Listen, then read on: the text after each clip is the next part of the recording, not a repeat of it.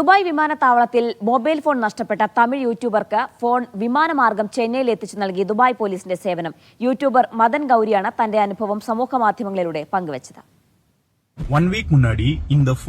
ഒരാഴ്ച മുമ്പാണ് മദൻ ഗൌരി ദുബൈയിൽ നിന്ന് ചെന്നൈയിലേക്ക് എമിറേറ്റ്സ് വിമാനത്തിൽ യാത്ര ചെയ്യുന്നത്.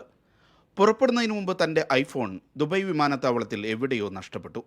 യാത്രയ്ക്കിടെ എയർ ഹോസ്റ്റസിന് വിവരമറിയിച്ചപ്പോൾ ഇന്ത്യയിലെത്തിയ ശേഷം ഞങ്ങൾക്കൊരു മെയിൽ അയക്കാൻ ആവശ്യപ്പെട്ടു.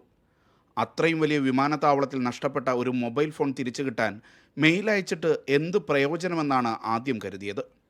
എങ്കിലും അങ്ങനെ ചെയ്തുവെന്ന് മദൻ ഗൌരി വീഡിയോയിൽ പറയുന്നു. താമസിയാതെ മറുപടി വന്നു.